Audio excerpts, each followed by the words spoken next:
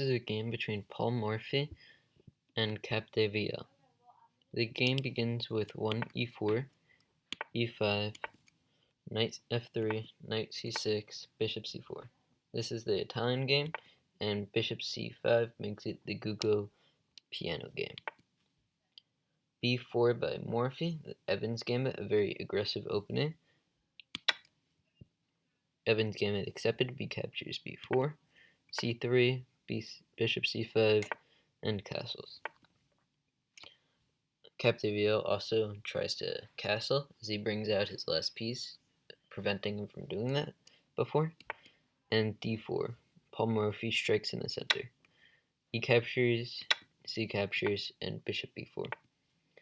e5 by Morphy, continuing to put pressure on black, and knight e4. Bishop d5. This allowed Capdevia to go bishop c3 in the future, but this also attacks his knight on e4. Nevertheless, he goes bishop c3, bishop captures e4, and bishop captures a1. So Morphy gave up the exchange, but in the future he may be able to win back the bishop and get two pieces for a knight, and he also has a lead in development.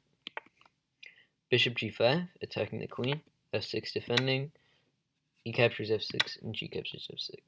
You can already see how weak this king is, and Morphy is such a great attacker that he will be able to expose his king very well in the future.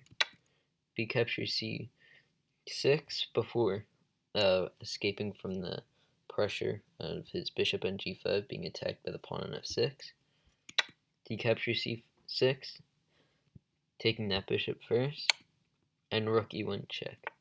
King f7, knight e5 check, not giving black any time to breathe, as if the pawn were to capture, the queen would hang on d8 to the g5 bishop. King g7, getting out of the check. Bishop h6 check, the idea being if king were to capture the bishop, then knight f7 would win the queen, and this is what happened in the game.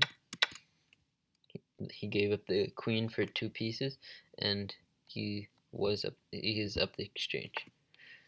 Queen h5, rook d7, preventing rook e7 in the future.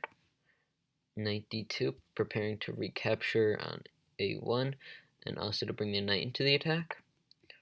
Rook f7, just trying to stabilize, and rook captures a1.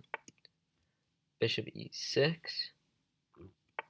rook e1, bring the rook back into the attack with the tempo onto the bishop on e6. Bishop d5, putting pressure on the g2 square.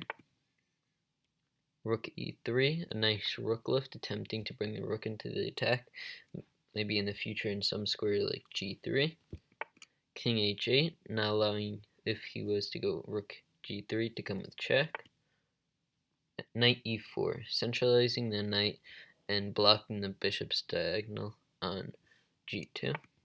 Rook g7, just trying to make sure the rook when it goes to g5 won't get that much value and will get traded off. Knight captures f6. Rook captures g2, king f1, and rook retreats.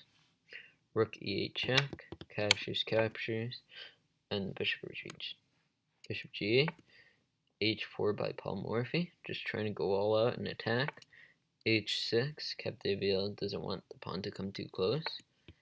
And queen f8, with ideas of capturing the bishop on g8, and the rook can't capture back, as there would be checkmate.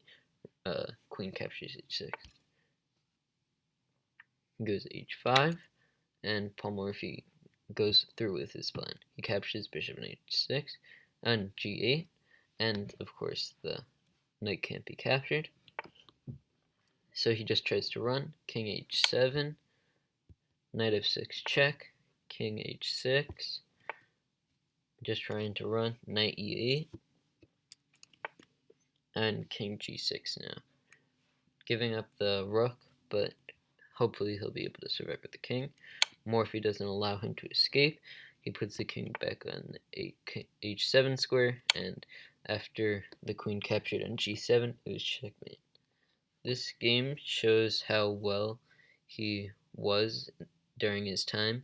He could sack all of his pieces and still win against the best players of the time.